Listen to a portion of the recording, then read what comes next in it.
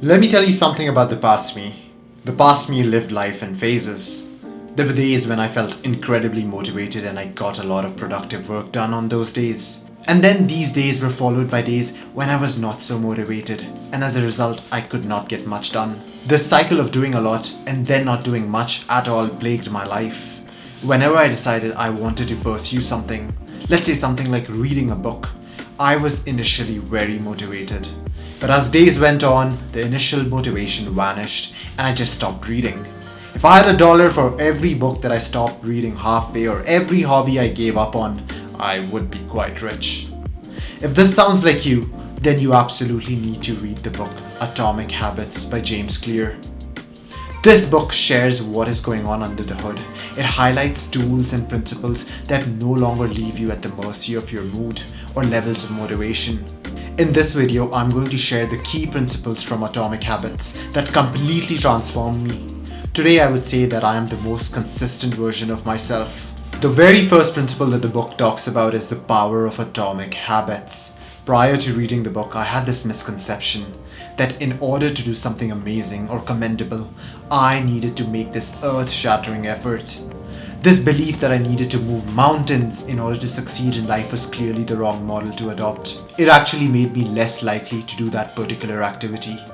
Power of atomic habit refers to the principle that small changes that compound over time lead to significant results. Focusing on small, incremental improvements can have a profound impact on long-term success. So instead of me trying to study like 6 hours once a week and then losing motivation because I was too tired to put such a monumental effort the very next day, I decided to reduce the overall workload and lay more emphasis on consistency instead. I then decided to study 2 hours a day but 6 days a week. And on days when I did not feel like studying 2 hours, I dropped it to just something like 1 hour. This principle alone boosted my overall productivity significantly. I was now close to doubling my overall study hours per week. Just by making small doses of consistent effort, let's look at how this principle would do in the long run. There are about 52 weeks in a year. If I continued following the first approach and making an earth-shattering effort once a week, then I would have accumulated about 312 hours of study. However, if I took the second approach and just studied 2 hours every day, then I would accumulate 728 hours. This is about 300 plus hours of extra work that I would have been able to do. I later began applying this principle in all other activities that I performed. I no longer did crazy 2-hour kickboxing workouts, but rather reduced my workouts to just something like 1 hour. And bam! Not only did I become more consistent, but I also became significantly better. The reason why this approach of making small efforts every day works so well is because when the effort is small enough, you can still do it without using a ton of motivation. However, if the effort begins to feel monumental, then you just give up even before you ever start the task. The next principle that you need to understand is called the habit loop.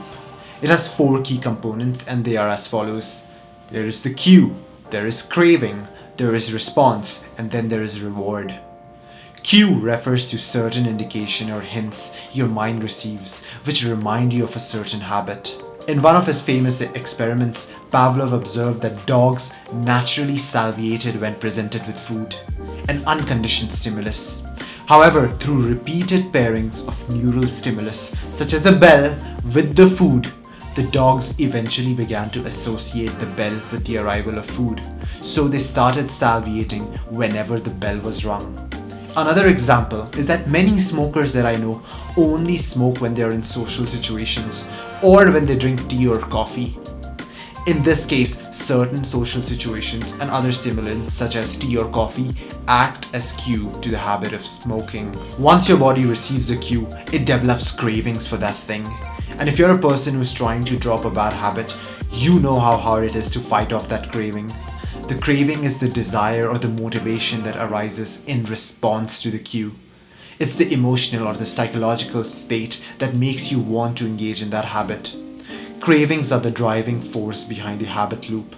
They create a sense of anticipation and make you eager to experience the reward. After craving comes the response. The response is the actual behavior or action that you take in response to the cue and craving. It's the habit itself. the routine that you perform automatically. Responses can be positive, example exercising, reading, or they can be negative, like smoking or stress eating, depending on the habit being formed. After the action is completed, you experience a reward. The reward is a positive outcome or reinforcement that follows the completion of the habit loop. It satisfies the craving and reinforces the connection between the cue, the response, and the craving. Rewards provide a sense of pleasure or relief, making it more likely that the habit loop will be repeated in the future. In the case of smoking, the reward is the dopamine hit you get, and this makes it more likely that you are going to smoke again when you experience the same cues. Now, prior to understanding this habit loop, I tried to give up bad habits by fighting off the cravings, and I almost nearly always failed after a couple of days. That's because fighting off the cravings is very taxing and requires a lot of motivation, which is a limited resource. However, after learning about the habit loop, I started addressing the problem at the cue itself.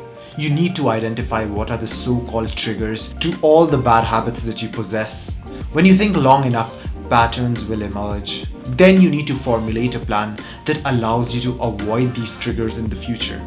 So for example, if you're a smoker and you realize that you typically get cravings whenever you hang out with a particular group of friends who are also smokers, then it might be best to avoid their company, cut off the cue itself. The final principle that really impacted my life and allowed me to become incredibly consistent is understanding how your identity is closely tied to the activation energy of a task. Let me give you a quick example. A person who has been going to a gym for the past 10 years will require very little activation energy in order to start another workout. However, a person who has never worked out will require significant activation energy in order to start working out.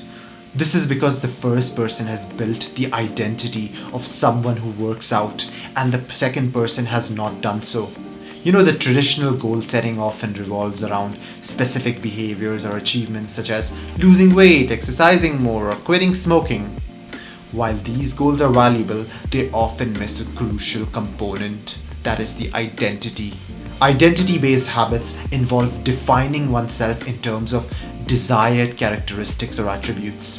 For example, rather than setting a goal to lose weight, one should focus on becoming a person who prioritizes health and fitness. Because once you form that identity, the task that you desire to do now has very little activation energy required and almost becomes automated at that point. Our habits are often a reflection of our identity. If we see ourselves as a certain type of person, we are more likely to act in ways consistent with that identity. By intentionally adopting a new identity, you can create habits that align with that identity, reinforcing a positive self-perception. So these days when I want to formulate a new habit, I tend to think of the type of person that I need to be in order to perform that behavior. And then I affirm this self-belief inside myself that I am such a person. And when you do this often, you begin to realize that the new habit becomes easier and easier to perform. Because now your mind actually believes that this is something that you have always done, and thus the activation energy required for that behavior decreases. There you have it, folks. These were the 3 principles that vastly improved my life. If you enjoyed this video, then make sure you drop a like. And if you're interested in more content that revolves around productivity and self-improvement, then do subscribe to the channel. In the meantime, keep the ball rolling and keep self-improving.